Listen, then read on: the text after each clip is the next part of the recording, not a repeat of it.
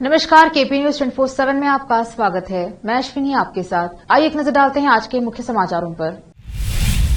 सावरकर नहीं तो किसका पोस्टर लगाना चाहिए, दाऊद इब्राहिम का। केंद्रीय मंत्री प्रहलाद जोशी ने विरोध करने पर कांग्रेस पर साधा निशाना। कर्नाटक महाराष्ट्र बॉर्डर विवाद, 300 से अधिक शिवसेना, कांग्रेस और एनसीपी सदस्यों को सीमा पर रोका गया। तेलंगाना कांग्रेस के अध्यक्ष रेवंत रेड्डी ने 26 जनवरी से राज्यव्यापी पदयात्रा शुरू करने की घोषणा की। संसद में तवांग क्लैश पर विपक्ष का हंगामा, सरकार से चीन पर चर्चा की मांग। गाय का दूध तो हर कोई निकाल सकता है, गुजरात में आपके प्रदर्शन पर बोले अरविंद केजरीवाल। रतन टाटा को मिलना चाहिए भारत रत्न, एक बार फिर सोशल मीडिया पर उठ रही मांग।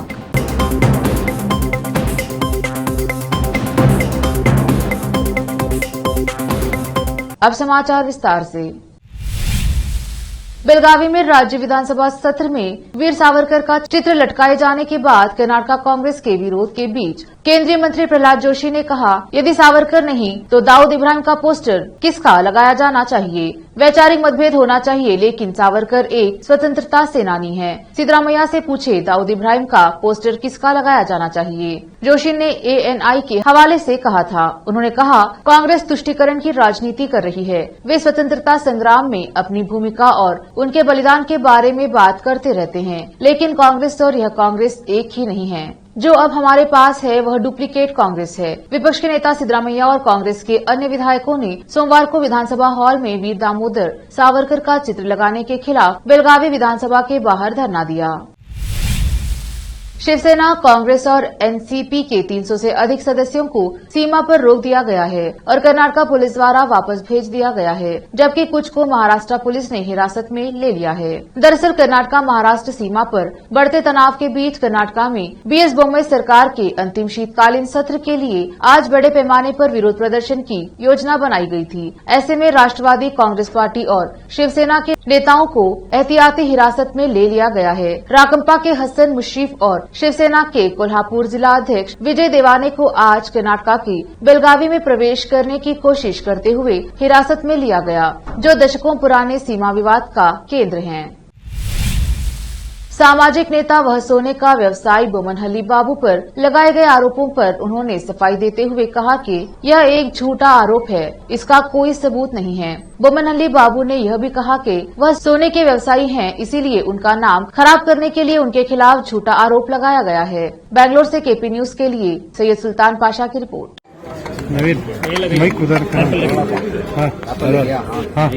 Okay sir.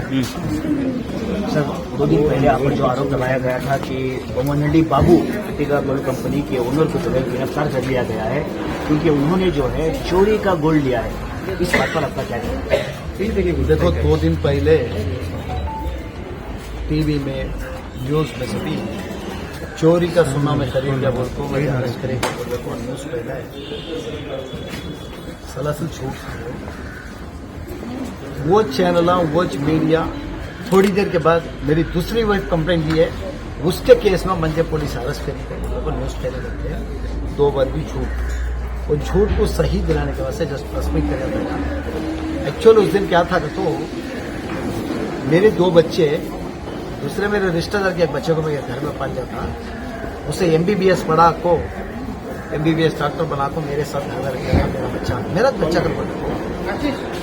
लेकिन एक तेलंगाना कांग्रेस के अध्यक्ष रेवंत रेड्डी ने 26 जनवरी से राज्य में पदयात्रा शुरू करने का ऐलान किया है। गांधी भवन में संवाददाता सम्मेलन को संबोधित करते हुए उन्होंने कहा कि पदयात्रा के जरिए वह चंद्रशेखर राव सरकार पर चुनावी वादों को पूरा करने का दबाव बनाएंगे। उन्होंने कहा कि नई PCC कमेटी को लेकर कांग्रेस के वरिष्ठ नेताओं की नाराजगी को पार्टी आलाकमान दूर करेगा। उन्होंने कहा कि 26 जनवरी तक नए जिला मंडल एवं ग्राम पंचायत समितियों का गठन कर लिया जाएगा।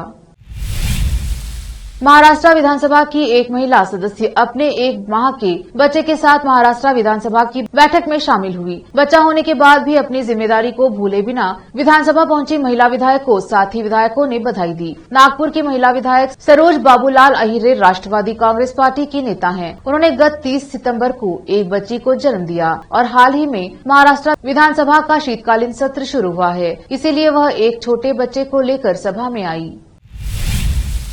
संसद के दोनों सदनों की कार्यवाही शुरू हो गई है। वही कार्यवाही शुरू होते ही लोकसभा में विपक्ष ने सरकार से तवांग क्लैश पर चर्चा की मांग कर डाली और हंगामा भी किया। कांग्रेस ने राज्यसभा में तवांग क्लैश पर सदन में चर्चा के लिए नोटिस दिया है। संसद के दोनों सदनों की कार्यवाही शुरू हो गई है। वही कार्यवाही शुरू होते ही लोकसभा में विपक्ष ने सरकार से तवांग क्लैश पर चर्चा की मांग कर डाली और हंगामा भी किया। कांग्रेस ने राज्यसभा में तवांग क्लैश पर सदन में चर्चा के लिए नोटिस दिया है। राज्यसभा में विपक्ष के नेता मल्लिकार्जुन खड़गे ने कहा कि सरकार चीन पर चर्चा ही नहीं करना चाहती। मल्लिकार्जुन खड़गे ने राज्यसभा में कहा, वे हमारी जमीन पर कब्जा कर रहे हैं। इस मुद्दे पर हम चर्चा नहीं करेंगे तो और क्या चर्चा करेंगे। हम सदन में इस मुद्दे पर चर्चा के लिए तैयार हैं। वही भारत चीन सीमा संघर्ष पर चर्चा करने के उनके नोटिस को अस्वीकार किए जाने के कारण संयुक्त विपक्ष ने राज्यसभा से वॉकआउट किया।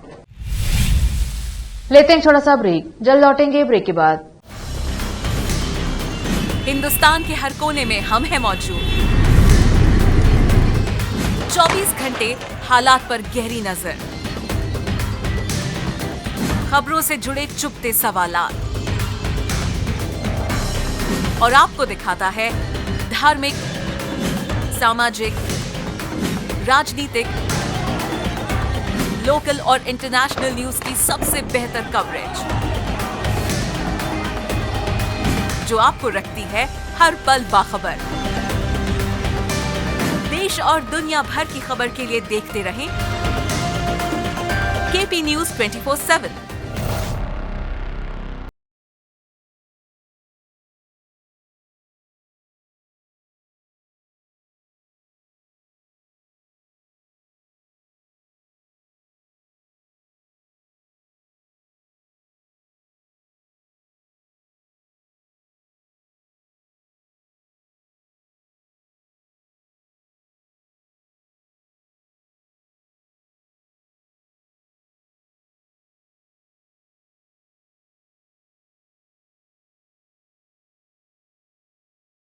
Numbers 9945283920 8482221297।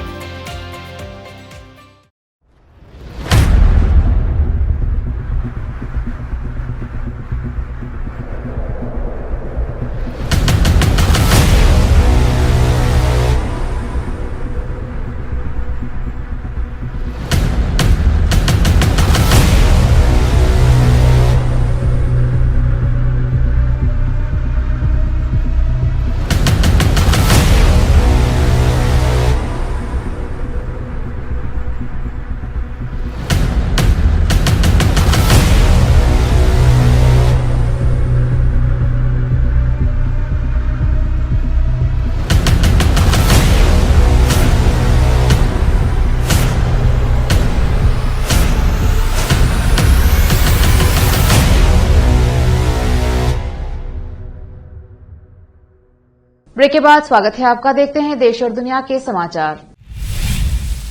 गुजरात चुनाव में मिले वोटों की बदौलत आपको राष्ट्रीय पार्टी का तमगा हासिल हो गया। हालांकि आपको गुजरात में थोड़े और बेहतर प्रदर्शन की उम्मीद थी। दिल्ली के मुख्यमंत्री और आपके राष्ट्रीय संयोजक अरविंद केजरीवाल ने कहा कि गुजरात में 5 सीटें जीतना उतना ही मुश्किल है जितना बैल का दूध निकालना। उनका बयान दिल्ली में आम आदमी पार्टी की राष्ट्रीय परिषद की बैठक की अध्यक्षता करते हुए आया है। दिल्ली सीएम ने कहा, 1 साल में हमें पंजाब मिला, दिल्ली नगर निगम एमसीडी चुनाव भी हमने जीता, गोवा में 2 विधायक और गुजरात में 14% वोट शेयर के साथ 5 विधायक हमारे बने। अरविंद केजरीवाल ने बताया कि गुजरात की सफलता के संदर्भ में एक व्यक्ति ने कहा कि गाय का दूध तो हर कोई निकाल सकता है, लेकिन हमने बैल का दूध निकाला।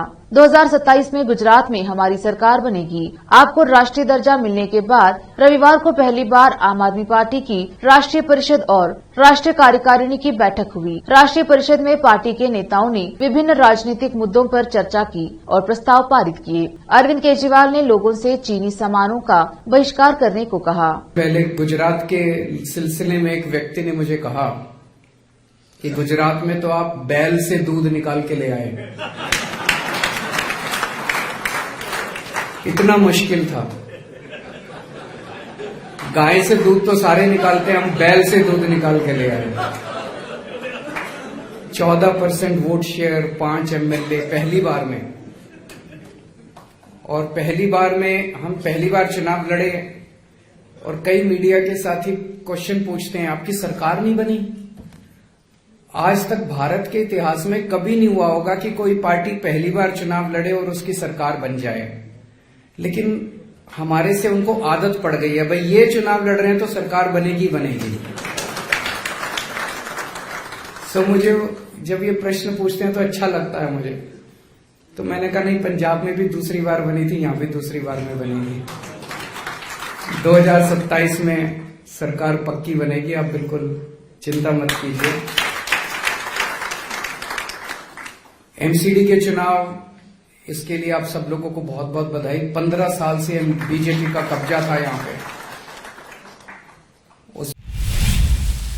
जाने माने वकील और राज्यसभा सदस्य कपिल सिब्बल मानते हैं कि मौजूदा दौर में सारा सिस्टम भगवा रंग में रंग चुका है। वो नहीं चाहते कि अदालतों का रंग भी ऐसा ही दिखे। सिब्बल ने ये बात कॉलेजियम सिस्टम को लेकर कही। उनका कहना था कि सरकार न्यायपालिका पर कब्जा करना चाहती है।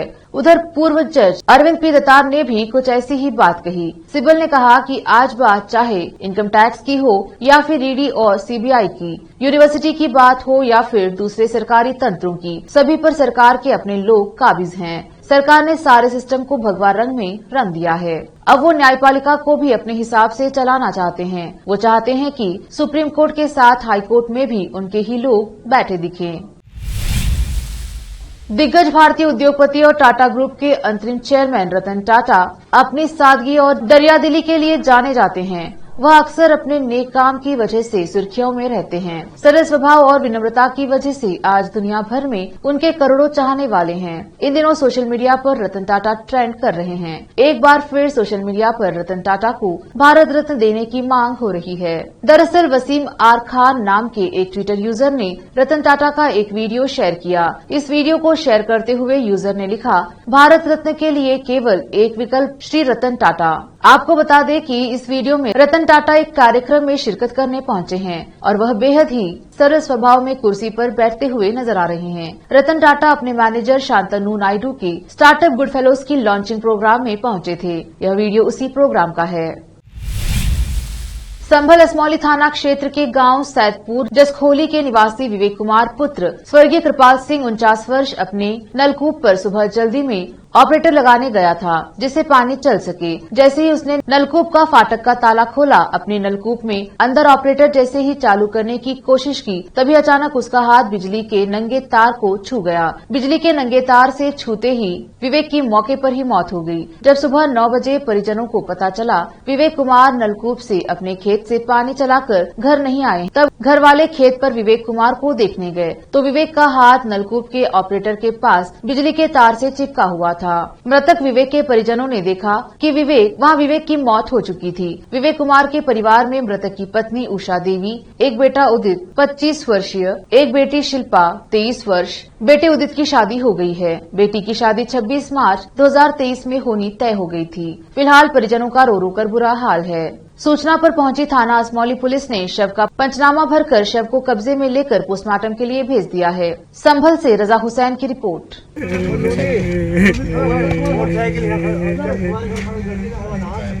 उन्होंने दिए नंबर।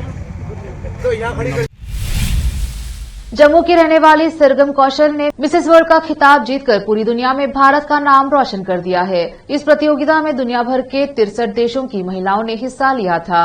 करीब 21 साल के बाद किसी भारतीय महिला ने इस खिताब को जीता है। सरगम कौशल से पहले साल 2001 में डॉक्टर अदिति गोवित्रिकर ने ये खिताब जीता था। मिसेस इंडिया पेजेंट के ऑफिशियल इंस्टाग्राम हैंडल पर इसकी अनाउंसमेंट की गई है। खिताब जीतने के बाद जम्मू कश्मीर की रहने वाली सरगम कौशल ने भी एक वीडियो शेयर कर कहा, मैं बहुत खुश हूँ, हमें 21-22 साल बाद ताज वापस मिला है। मैं बहुत उत्साहित हूँ। Love you India, love you world. 32 वर्षीय सरगम कौशल मूल रूप से जम्मू कश्मीर की रहने वाली हैं। सरगम ने इंग्लिश लिटरेचर में पोस्ट ग्रेजुएशन की है। सरगम विशाखापट्टनम में टीचर के तौर पर काम भी कर चुकी हैं। साल 2018 में सरगम कौशल ने शादी की। उनके पति इंडियन नेवी में हैं। बता दें कि मिसेस वर्ल्ड विवाहित महिलाओं की पहली सौंदर्य प्रतियोगिता है। इसकी शुरुआत 1984 में हुई थी।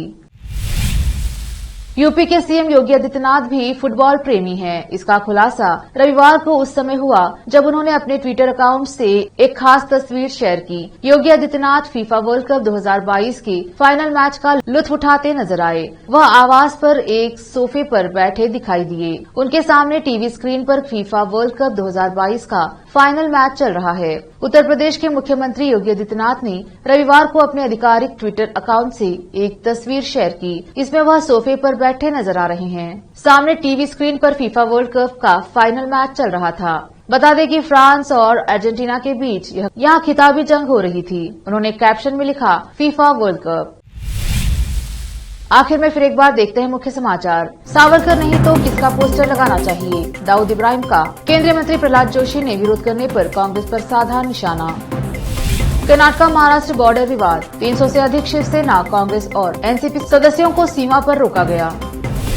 तेलंगाना कांग्रेस के अध्यक्ष रेवंत रेड्डी ने 26 जनवरी से राज्यव्यापी पदयात्रा शुरू करने की घोषणा की। संसद में तवांग क्लैश पर विपक्ष का हंगामा, सरकार से चीन पर चर्चा की मांग। गाय का दूध तो हर कोई निकाल सकता है, गुजरात में आपके प्रदर्शन पर बोले अरविंद केजरीवाल। रतन टाटा को मिलना चाहिए भारत रत्न, एक बार फिर सोशल मीडिया पर उठ रही मांग।